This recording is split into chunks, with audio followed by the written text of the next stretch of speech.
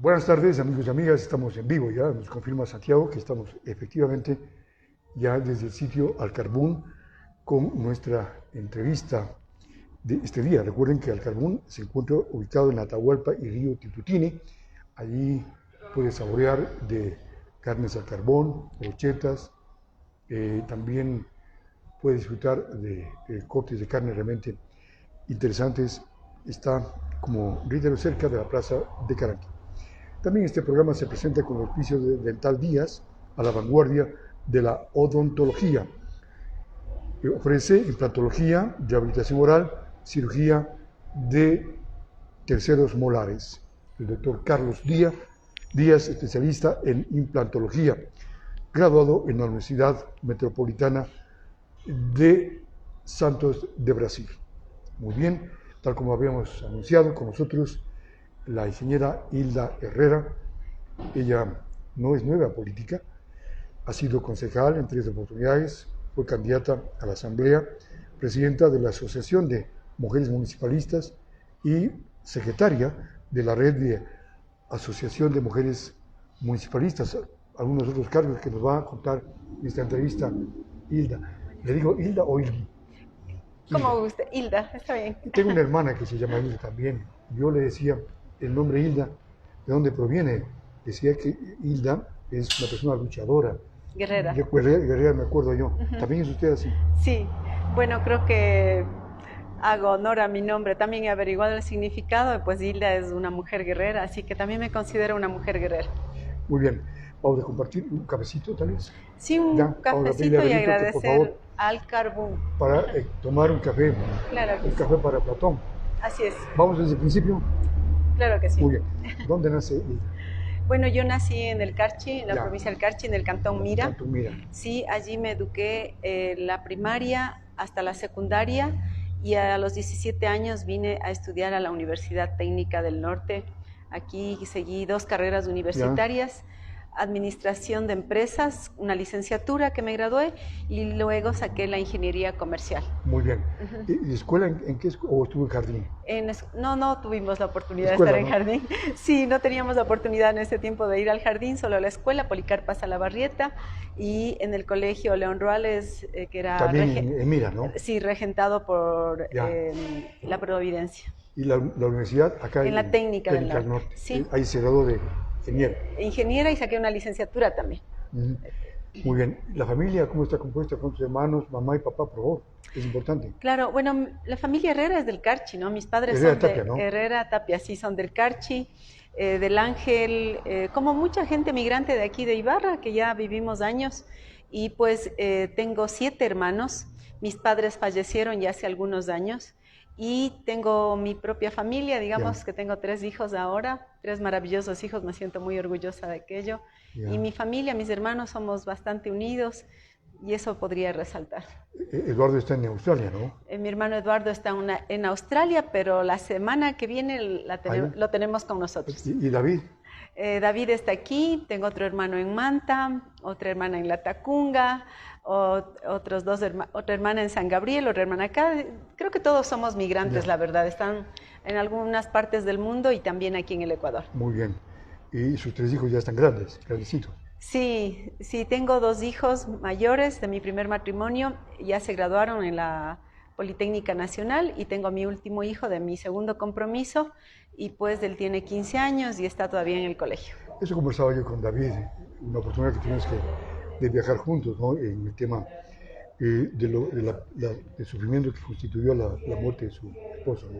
Fue duro. Bueno, ¿Eso fue hace un año más? sí, fue hace un poco más de un año y realmente fue muy doloroso, Sí, me contaba. porque fue una muerte inesperada prácticamente. No estaba enfermo de nada. Tenía una enfermedad que estaba afectado por el riñón, pero no falleció por eso, más bien falleció por otra circunstancia que no lo habíamos pensado, porque pensábamos tenerle mucho tiempo todavía con nosotros, pero fue un diagnóstico terrible de la noche a la mañana, y en una semana lo perdimos, y eso fue realmente muy triste para todos. Sí, sí, sí. Bueno, y la vida es así, ¿no? Hay que aceptarla. Así es. Así como viene. Buenas tardes, gracias. Gracias a Benito por este cafecito que nos brinda Gracias. Al Carbón para compartirlo en este diálogo, que más que entrevista es un diálogo para conversar con Hilda Herrera Tapia. ¿Y cómo era en la escuela traviesa? ¿Era juguetona? Bueno, ¿Amiguera? no era tan amiguera, la verdad. Lo que pasa es que adquirimos responsabilidades desde muy temprano. Vengo de una familia que ha sido muy pudiente una buena parte de la vida, pero en algún momento cuando también atravesábamos la niñez, nos pasó una crisis súper complicada. Creo que tenía unos 8 o 10 años y nos tocó compartir las responsabilidades con los padres, ¿no? Estudiar, trabajar me parece que estoy trabajando desde los 8 años. Desde muy jovencita. Desde muy niña, claro. Sí. Entonces trabajo desde muy niña. He trabajado en algunos oficios desde pequeña.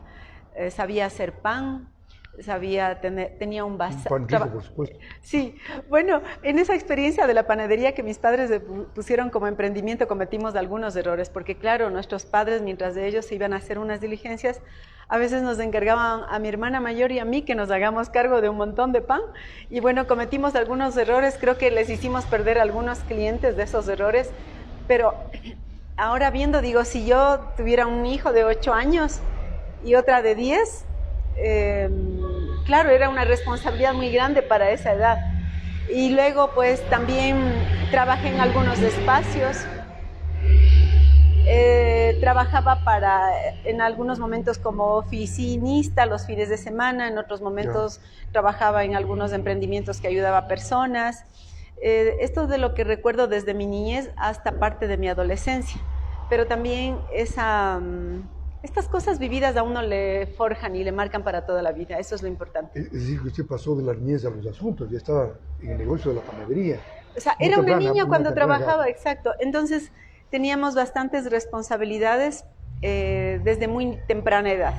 Entonces eso marcó, yo diría que toda mi existencia, porque veía que era muy duro y decía, qué injusticias, porque una familia de padres buenos, muy dedicados, los hijos todos éramos abanderados, buenos estudiantes. Yo fui la mejor estudiante de la escuela, me gradué con 20 sobre 20, que era en ese tiempo. En el colegio me gradué 20 sobre 20. Una buena alumna, ¿no? Sí, nunca me quedé jamás a un supletorio. Teníamos que compartimentar entre trabajar desde niños, ser los mejores estudiantes. También vengo de una familia bastante religiosa y era infallable ir un domingo a misa, era infallable, teníamos que ir a misa, hacer acciones solidarias, fui parte del coro de la iglesia, también fui parte de los grupos de jóvenes católicos de ese tiempo. Y bueno, estas injusticias como que marcaron mi vida y cuando ya estuve en 5º curso me fui a hacer misiones evangélicas a unas comunidades indígenas de la provincia del Tungurahua, en el cantón Patate.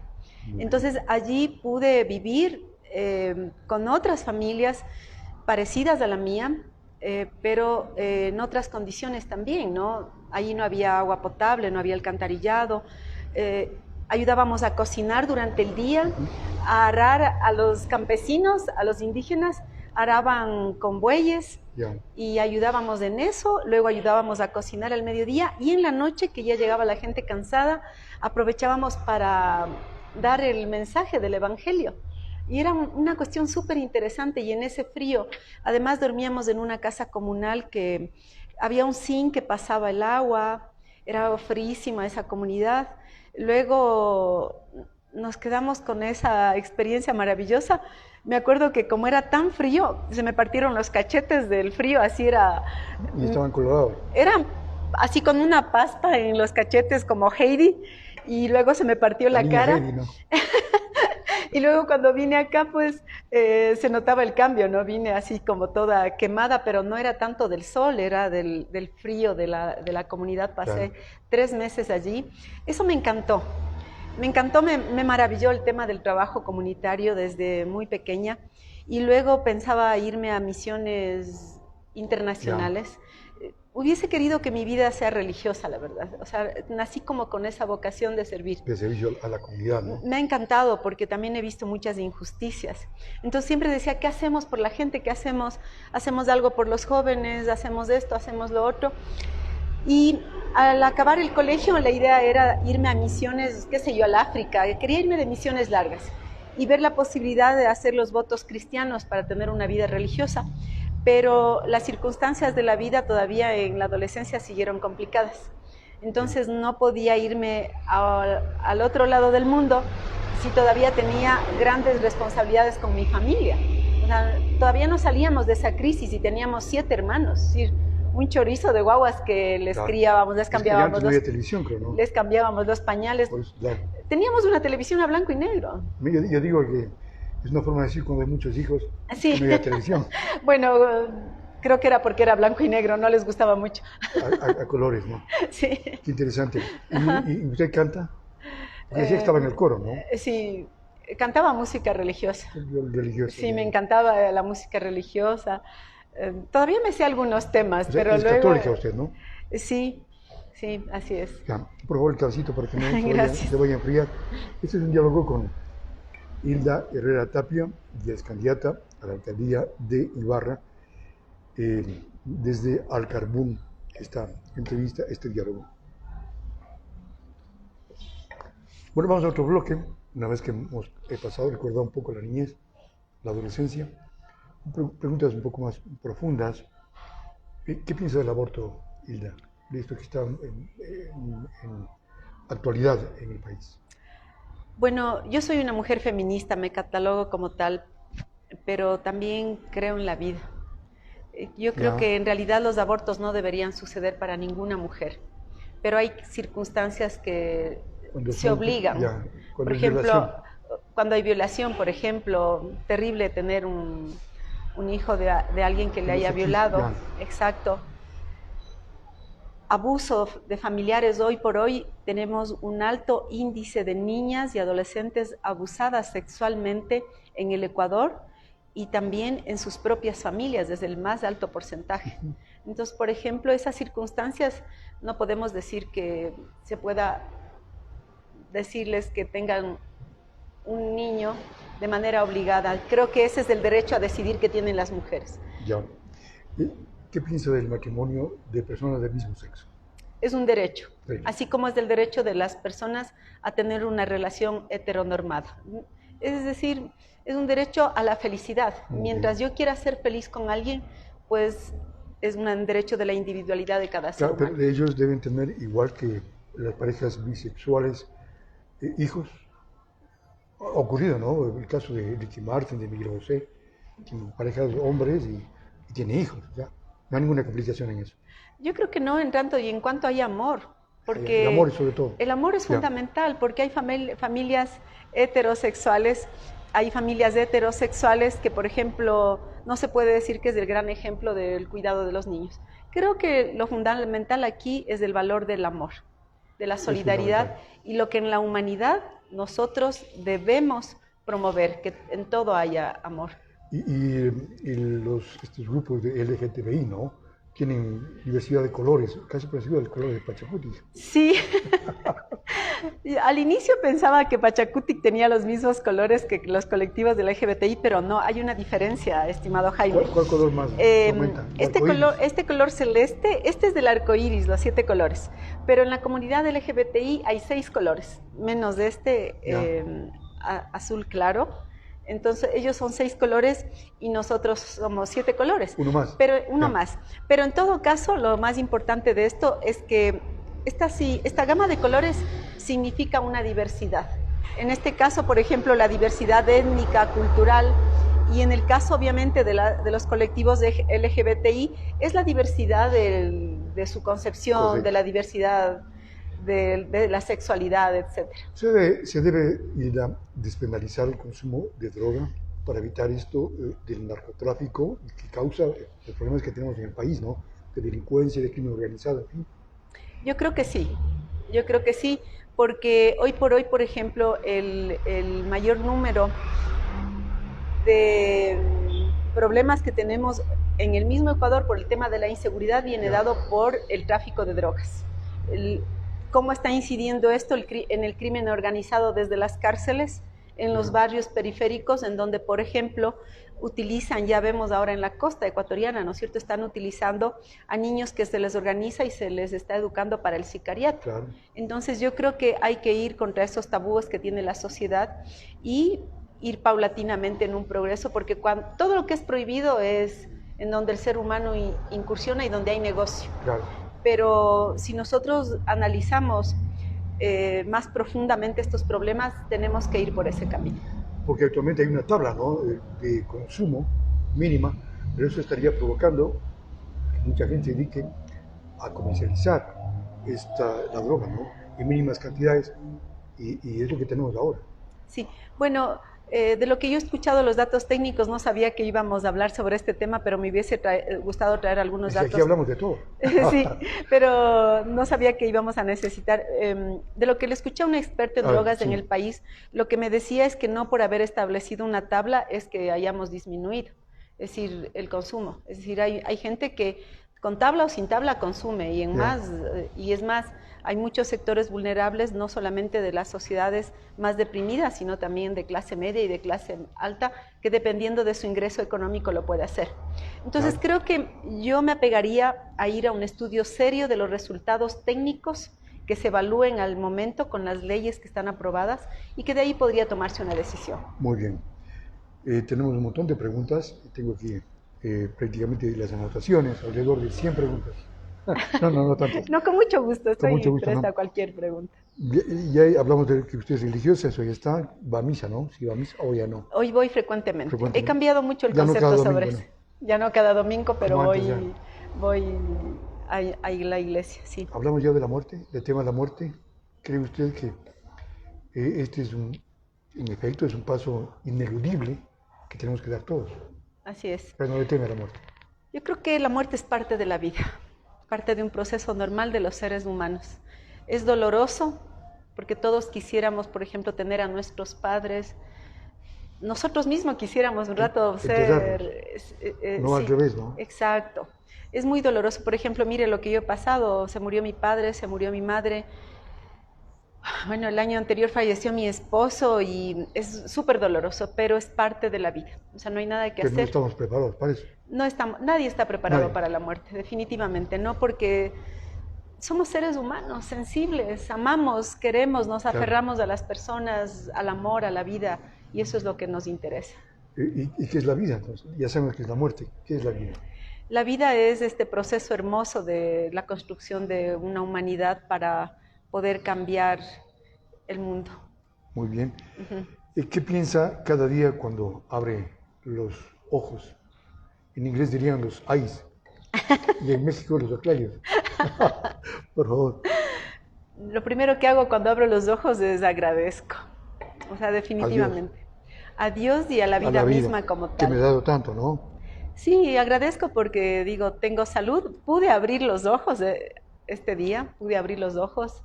Agradezco de lo que me ha pasado, de lo que tengo, de la salud, y también me encomiendo el día que empiezo. Entonces eso para mí es muy importante. ¿Y cuál ha sido el momento más difícil de su vida? Más duro, difícil, mucho. He pasado momentos muy difíciles. Alguno, tal vez cuando casi perdí la vida yo mismo. ¿Ah, sí? Y otro cuando perdí el año anterior a mi esposo. Eso fue muy doloroso para mí. ¿Y el día más feliz o el momento más feliz? El momento más feliz de mi vida. He tenido muchos momentos. El nacimiento de los hijos, ¿no es cierto? Creo que sí, eso es lo más hermoso de la vida. Mis 3 hijos son lo más maravilloso que me ha pasado. Muy bien, este es un diálogo con Hilda Herrera Tapia, candidata a la alcaldía de Ibarra. Estamos desde Alcarbún, este sitio gastronómico cerca de Caranqui, donde usted puede disfrutar de una deliciosa gastronomía.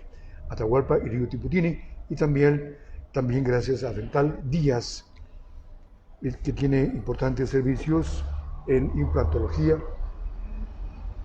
rehabilitación oral y cirugía de terceros molares, las muelas de juicio, como se conoce normalmente. El doctor Carlos Díaz le espera.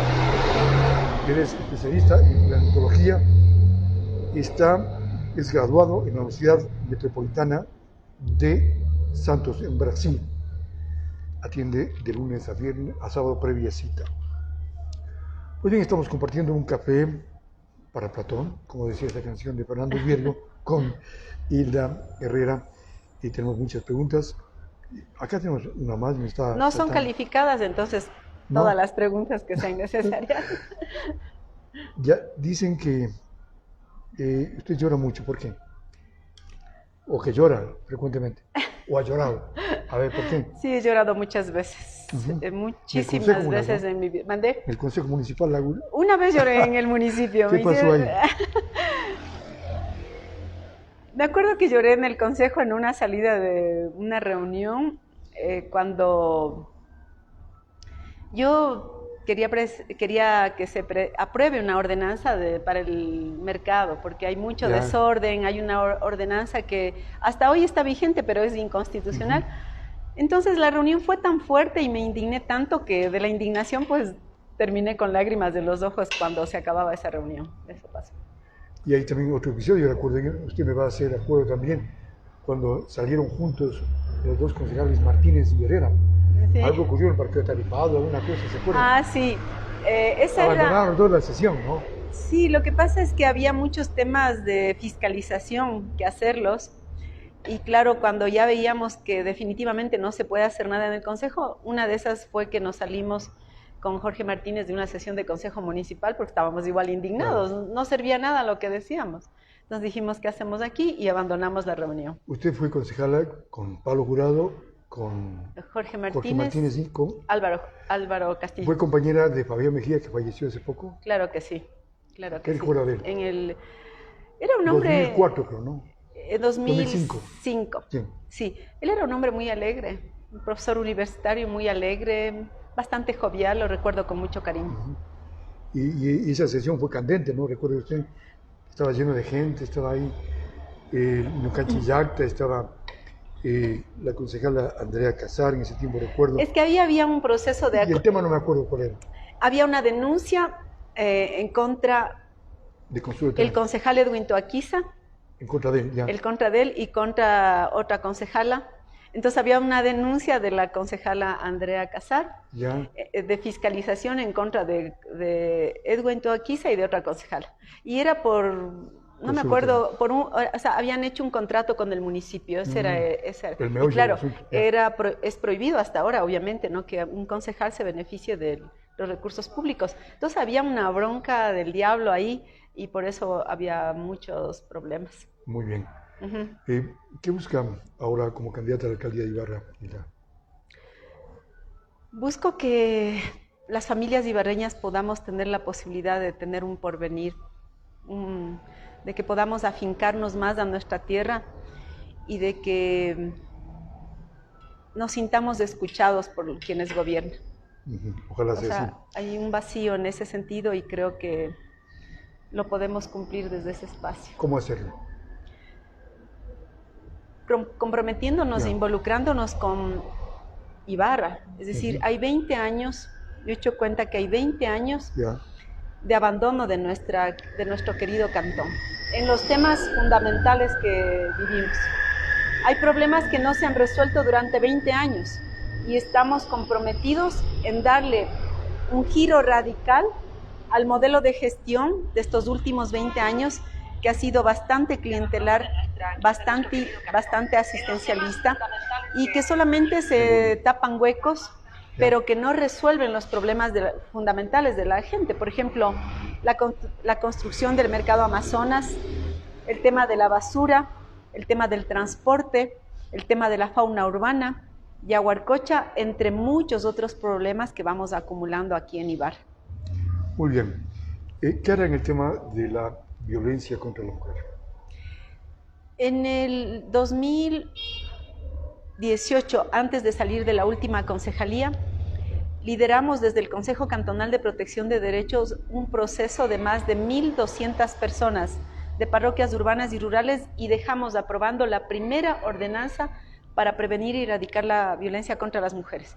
Y durante estos años he visto que esa ordenanza está en letra muerta. Entonces, ¿qué hay que hacer? Retomar la ordenanza. Es una muy buena política pública. ¿Qué vamos a hacer ahí? Tener casas de acogida para mujeres víctimas de violencia.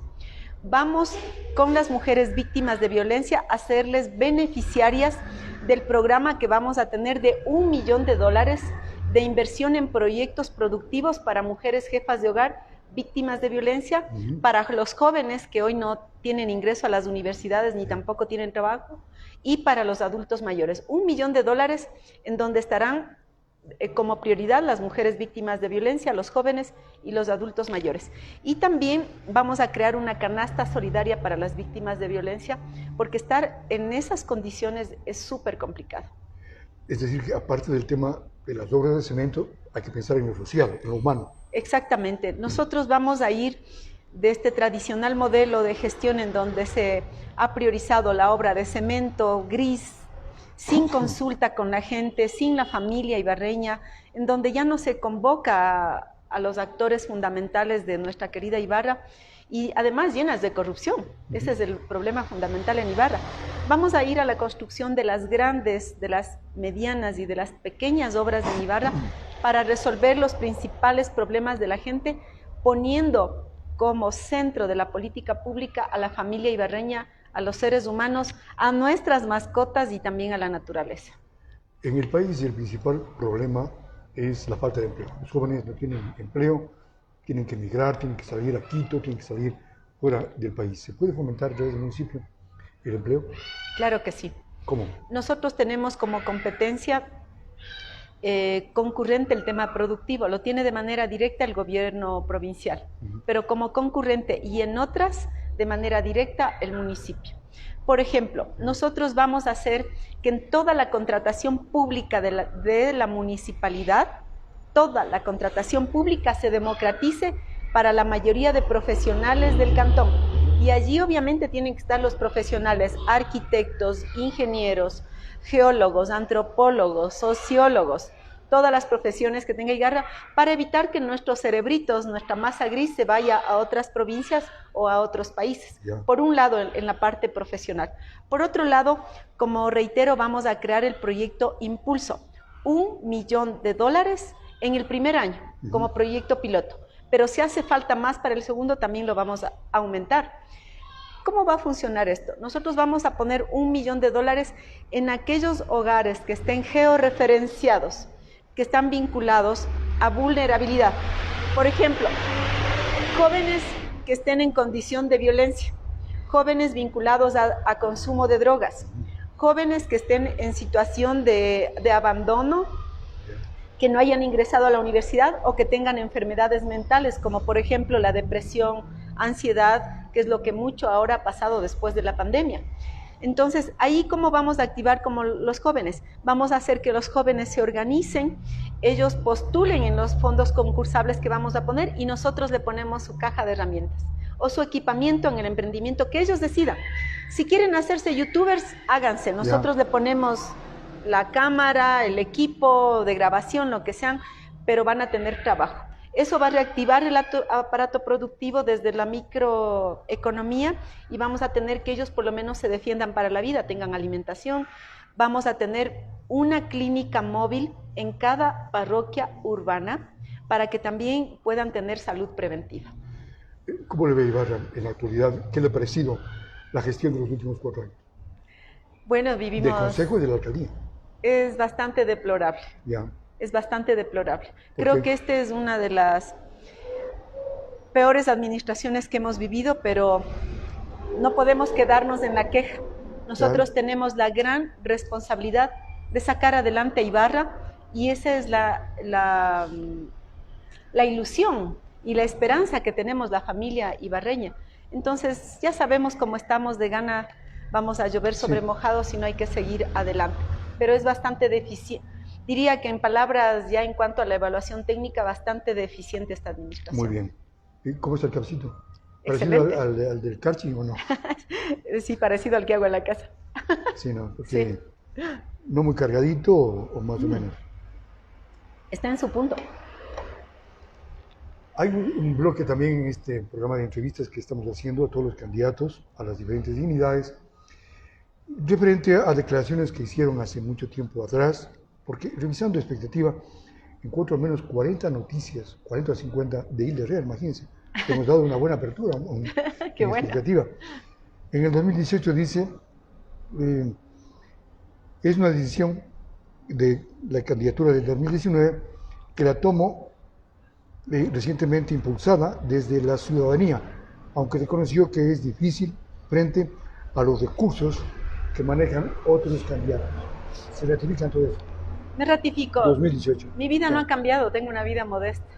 Y sin embargo, de aquello, este es un gran desafío, porque estamos convencidos que vamos a vencer a aquellos que tienen campañas millonarias, que les financian empresarios, que les financia la minería ilegal, y que en realidad cuando llegan a gobernar, lo primero que hacen es devolver favores políticas. Vamos a cambiar la historia de Ibarra desde la forma de hacer campaña, porque los jóvenes, toda la ciudadanía lo que demanda es una campaña diferente. Entonces esta es una campaña modesta de la ciudadanía.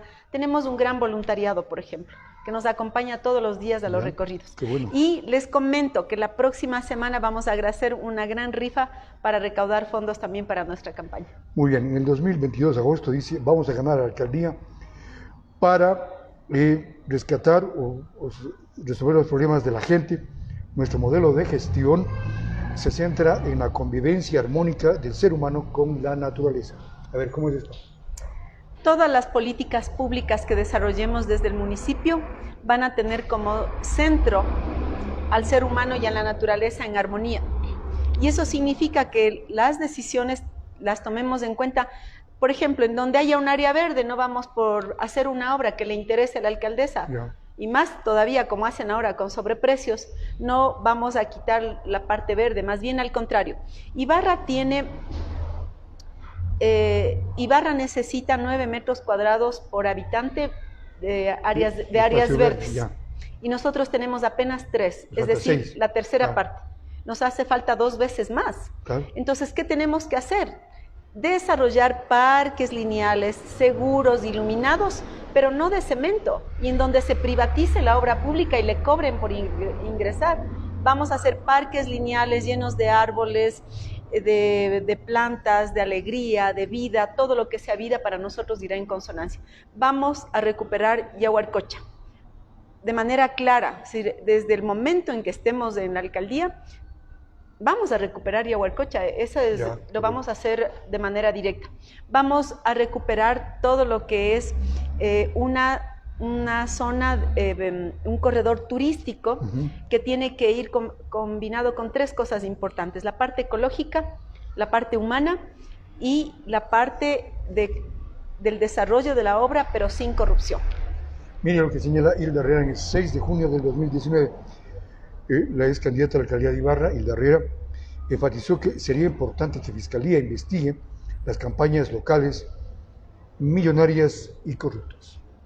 Es un clamor. Eso ocurría en el 2019, imagínense. Y sigue pasando hasta ahora y nadie dice nada. Mire, hasta ahorita la campaña oficial empieza el 3 de enero. Pero vaya a ver usted, están puestas las pancartas de casi todos los partidos políticos. No hay cómo poner. Mientras no arranque la campaña. Exacto. Que es en enero. Y nadie dice nada. Y camisetas, chompas, gorras, cuartos de pollo, todo lo que usted se puede imaginar. Están pidiendo $2,000 para taxis, están ofreciendo puestos en el municipio. Por favor, no podemos dejarnos engañar. Aquellos que ya hicieron eso, otra vez nos quieren engañar. Por eso usted señala en esa misma fecha, dice, ¿para qué sirve la Constitución garantista de derechos, el Código de la Democracia, si mientras unos candidatos sí cumplen con la ley, otros llegan con regalos, canastas de comida, camisetas por miles, shows, mejores buffets, gente pagada, carros lujosos, y se burlan no solo de los otros candidatos, sino del pueblo, porque cuando llegan al poder buscan recuperar todo lo aportado por sus donantes, así sería, ¿no? Así es. Así se refiere a usted. Me reafirmo totalmente, y hoy es más, veo que hay una campaña mucho más millonaria. Mire, el Código de la Democracia dice que nosotros podemos gastar hasta $60,000 en una campaña, pero hay candidatos que ya están 2 años en campaña y siguen... Eso tendrían que descontarles de los 60,000. Bueno, ya está. Ya pasaron. No, yo creo que van a llegar por lo menos al $1,000,000, pero ya queda en la conciencia de cada quien, y yo confío mucho en la inteligencia de los ibarreños. Yo sé que estamos cansados de aquello y que vamos a dar la tortilla, vamos a virar la tortilla, como y la desde canción. luego es nuestro tiempo. Yo estoy muy contenta porque es el tiempo de la gente de abajo, es del tiempo de la gente de los sueños, de la esperanza, de aquellos que siempre hemos venido desde procesos que nos han sacado más de una lágrima y que desde luego en el 2023 vamos a tener esa recompensa. El 7 de marzo del 2019, Hilda Herrera señala, para expectativa, por supuesto, uno de los principios que me enseñaron mis padres es ser honesta. Tengo una casa modesta, estoy pagando la hipoteca, no me he enriquecido de la función pública. Es decir, no se ha enriquecido en estos últimos 12 años. Sigo pagando la hipoteca. Muy bien. Este es un diálogo interesante con Hilda Herrera en este día de miércoles 7 de diciembre, y estamos cerca de Navidad, ¿no? Así es. Este es un mes de amor, de recuerdos también, triste también, alegre a la vez, porque hay mucha gente que es pobre, que no tiene empleo, no tiene trabajo, no tiene recursos. Es un mes, si bien alegre, pero también es triste a la vez, ¿no? Diciembre. La Navidad para mí ha sido bastante triste toda la vida, desde que soy niña, porque recuerdo que en una Navidad un hermano mío le dio apendicitis. Si mi hermano le dio apendicitis cuando él recién nació, yo tenía 8 años. Y mientras le dio peritonitis y le llevaron al hospital Vaca Ortiz y ya se iba a morir. Y mientras le llevaron a él, que es el último hermano, todo el resto quedó bajo nuestro cuidado de los hermanos mayores, mi hermano David. Y casi se nos muere. Entonces todo el mundo en Navidad llorábamos, gritábamos en la casa, no sabíamos qué pasa porque ahí no había celulares, recuerde usted. No había celulares. Y los padres en el Vaca Ortiz, sabiendo que el bebé se iba a morir. Entonces fue terrible para nosotros. Y claro, bueno, usted me hace acuerdo de estas cosas que me van a romper el corazón.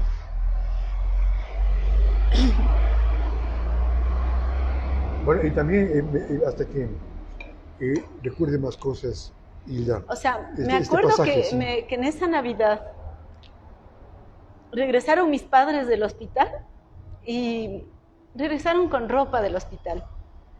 Es decir, era la ropa que... ¿De David? No.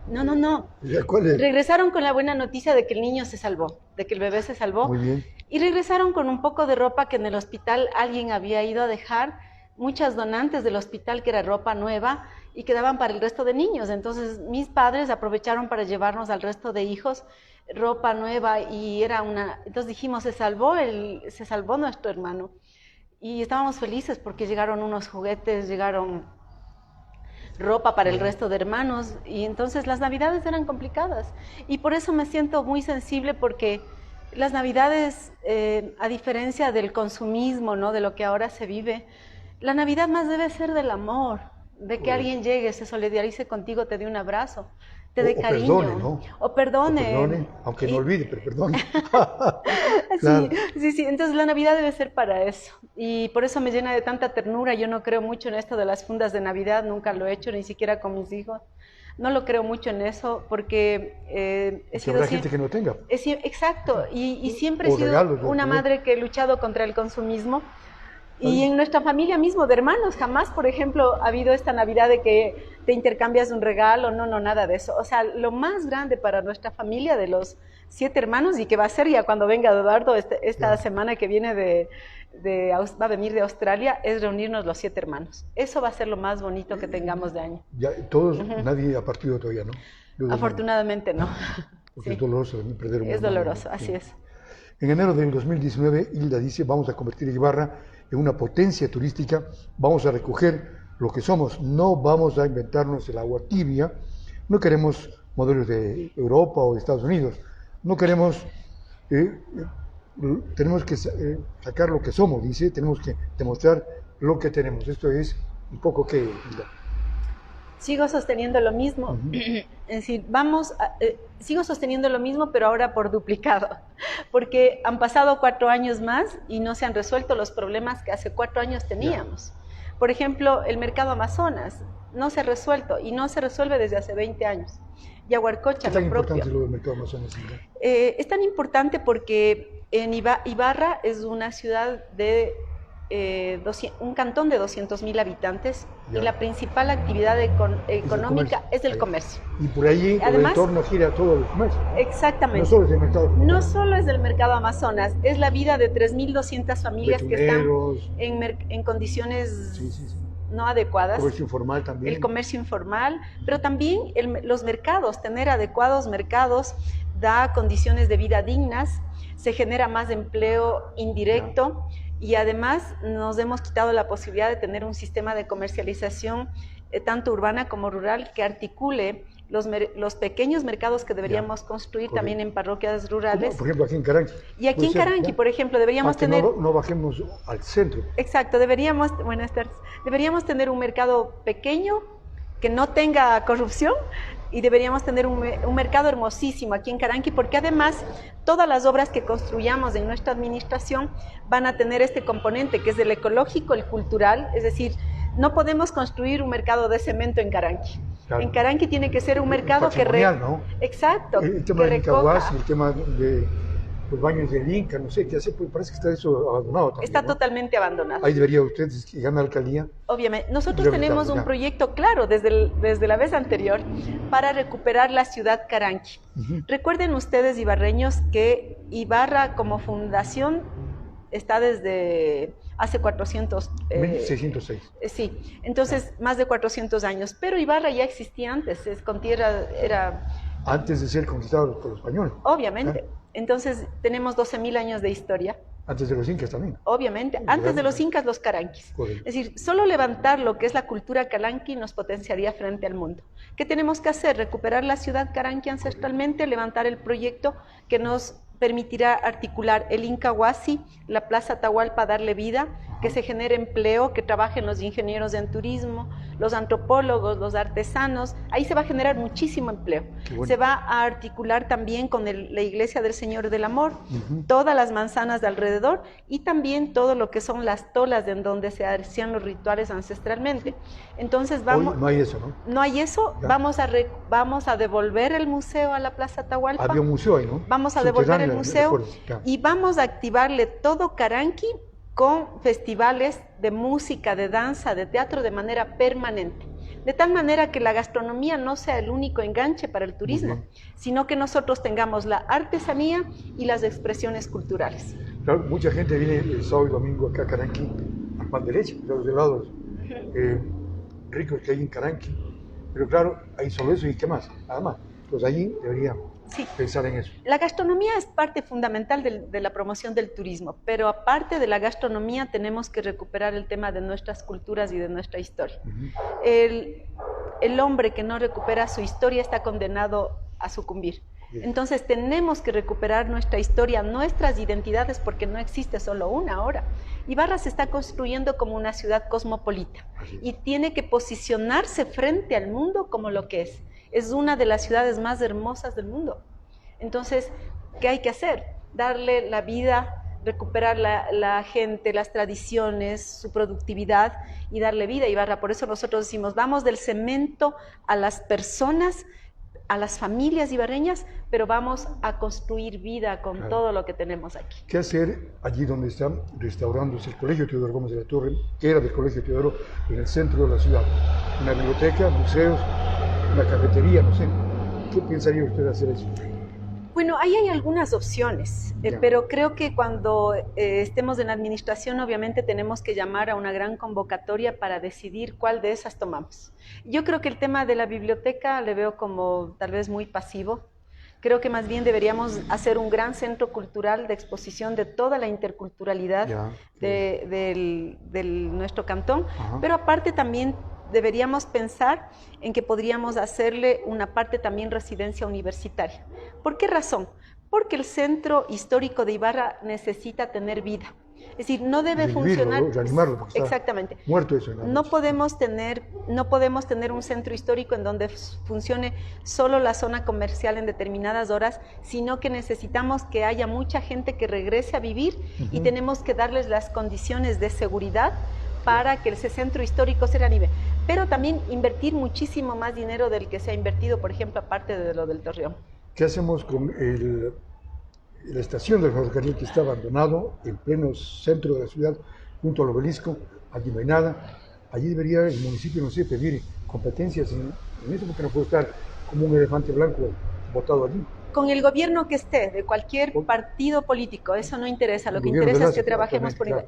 Vamos a trabajar por un convenio de competencia, de concurrencias, para reanimarle lo que es la estación del ferrocarril, y ojalá podamos hacer funcionar el ferrocarril hasta Salinas, por lo menos, la parte para promover igual el turismo. Pero otra cosa importante que vamos a hacer, cuando esta parte de la reactivación de la estación del ferrocarril va de la mano con lo que nosotros tenemos en la intervención arquitectónica en lo que va a ser el mercado Amazonas, porque vamos a intervenir no solo el mercado Amazonas, la estación del ferrocarril, y en el proyecto que tenemos también se va a intervenir en donde están los vagones del ferrocarril, que está atrás de la playa. Y claro, también por ahí. Exacto. Entonces, toda esa zona tiene que ser intervenida, es decir, no es solo la construcción del mercado.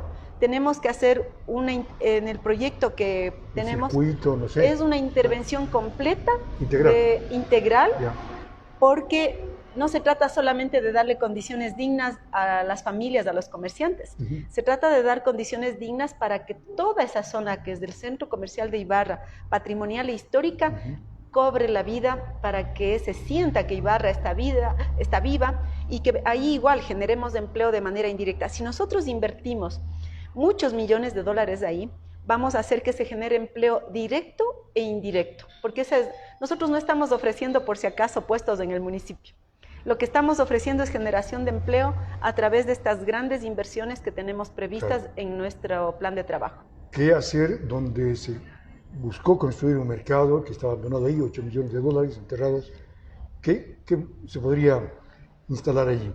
He conversado con la Cámara de Comercio y ellos tienen un proyecto de crear un centro de convenciones, pero tendríamos que hacer una gran asamblea ciudadana y de los sectores productivos para de igual manera definir. Yo sería de la idea de hacer el centro de convenciones, pero combinado con un mercado artesanal. Porque, o sea, he visto, por ejemplo, un modelo de centro de convenciones en Quito, pero solo funciona cuando hay la convención. Entonces, si vamos a hacer igual una gran inversión ahí, tenemos que tenerle activo todo el tiempo, y la mejor forma de tener activo ahí es tener un mercado artesanal. Nosotros somos tierra de artesanos. La manufactura hoy por hoy está siendo uno de los principales elementos de lo que se denomina técnicamente el Producto Interno Bruto en Ibarra. Entonces, si esta es tierra de artesanos, tenemos San Antonio, tenemos Angochagua, tenemos La Esperanza, las artesanías de Lita, de La Carolina, de Ambuquí, todos ellos pueden tener su representación en este gran mercado artesanal, no comercial, artesanal directo, para que se combine, por ejemplo, con el proyecto que tiene la Cámara de Comercio y que hace poco tuve la posibilidad de conversar con el presidente. Muy bien. ¿Qué hacer? Usted visitó el tema de la obra de los Ceibos, ¿no? De la restauración, remodelación, mejoramiento. ¿Cómo le ha visto usted? Es una obra que realmente... Yo estoy de acuerdo con todas las obras de Ibarra, pero hay obras que no son tan fundamentales cuando hay una Ibarra que está insegura, que no tiene empleo, que hay familias que no tienen un pan para llevar a sus hijos, y entonces en ese sentido tiene que priorizarse la obra. Entonces creo que la realización de esta obra no responde a los intereses más apremiantes de una Ibarra que demanda otro tipo de cosas, por un lado. Por otro lado, ya que está la obra, creo que le ha hecho falta mucha planificación y participación ciudadana a la obra, porque hoy por hoy vemos meses, ya tenía que la obra haberse estado concluyendo en este mes de noviembre, pero la obra no se cierra, y es más, ni siquiera está soterrado los cables, parece que no van a cambiar el adoquín, y además sería innecesario, y eso me parece que en el contrato costaba cerca de $400,000. Entonces es una obra que no tiene planificación, y por el apuro de hacerla y por la falta de consulta ciudadana, mire, hay un elemento que ya lo dijeron los moradores desde el inicio: por favor, no pongan en el diseño ese cierre que hay ahorita en las esquinas, es la extensión de las veredas en las esquinas. Hoy por hoy ese es un obstáculo tremendo en los Ceibos. y ha mermado, de lo que comentan los comerciantes, ha mermado las ventas. Porque ¿Por qué? Por el tema del transporte, ¿no? Por el tema de Ya. mucha congestión, Ya. mucho polvo, y además no hay dónde estacionarse. Usted como alcaldesa no lo habría hecho esa obra. No, a todo hay que consultar con la gente, hay que consultar No con la imponerse gente. porque va. Los modelos autoritarios con nosotros se van a acabar. Nosotros vamos a construir modelos totalmente democráticos con la ciudadanía. Muy bien, Hilda, le invito a un ejercicio de eso que saben hacer los periodistas, ¿no? Dicen una palabra y usted responde con una o dos, vamos a ver cómo nos va. Yo digo Calchi, ¿usted qué dice? Tierra mía. Ibarra. El amor de mi vida. Selección de fútbol latrín. Ilusión. La bicicleta. Pasión. La que usted monta, el caballito de acero, ¿no? Así es. Papá. ¿Cómo era papá? Amor eterno. Mamá. Mi vida. MPD. Ex. Pachacuti. Actual. Esperanza. Álvaro Castillo. El pasado. Andrés Caco. Defraudación. Familia Herrera Tapia. Lo más bonito. Hilda Herrera. Mujer de lucha. Corrupción. Lo más terrible de Ibarra. Guillermo Lazo. Falsa expectativa. Muy bien, no tiene nada que ver con expectativa, por supuesto. Quiero agradecerle a Hilda Herrera Tapia, ella es candidata a la alcaldía de Ibarra. No le hemos preguntado la edad porque... No tengo problema. ¿Cuántos años tiene? Tengo 49 años. Les llevo con tantos años que... No hay problema de eso. Gracias por aceptar esta Gracias entrevista, a toda usted, clase de Jaime. éxitos en la campaña. Al final voy a hacer firmar un compromiso de lo que ofreció, me comprometo a cumplir, ¿no? Con mucho gusto. Ya, entonces, agradeciéndole a Hilda por la entrevista, yo pienso que... Y luego cuando gane la alcaldía le dicen, usted aquí se comprometió a hacer esto. Mi compromiso es... A ver. Vamos a... Que se grabe, que se filme y... Para que cuando gane la alcaldía, que será posiblemente en febrero 5, que son las elecciones del próximo año, y como ella ha dicho, hay personas, candidatos que llegan al poder y luego se olvidan del pueblo, ¿no? Ya no caminan como antes caminaban, ya no van al mercado como antes iban, o como van solo en época de campaña, porque siempre hay que ir al mercado, ¿no? Entonces, ese es el compromiso que hace simbólicamente con expectativa, porque estaremos pendientes del cumplimiento precisamente de esas ofertas que nos ha señalado en esta entrevista. Nosotros hemos presentado este programa de Aquí y Ahora. Esperamos cumplir con todos los candidatos, ¿no? Ojalá ya nos han fallado dos, ojalá no haya más inconvenientes. La idea es que conozcan el pensamiento de todos los aspirantes a prefectos y alcaldes de Imbabura, de Ibarra al menos, alcanzaremos. Este programa se presentó Aquí y Ahora gracias al auspicio de Alcarbún y también de Dental Díaz, a la vanguardia de la odontología. El doctor Carlos Díaz le espera de lunes a sábado, especialista en implantología, graduado en la Universidad Metropolitana de Santos, en Brasil. Gracias, Hilda, y éxitos. Gracias a usted y gracias a quienes nos están oyendo. Gracias a Ibarra por toda esa apertura. Muy bien. Muchas gracias. Amigos y amigas, será hasta una próxima y gracias por acompañarnos aquí y ahora en Expectativa.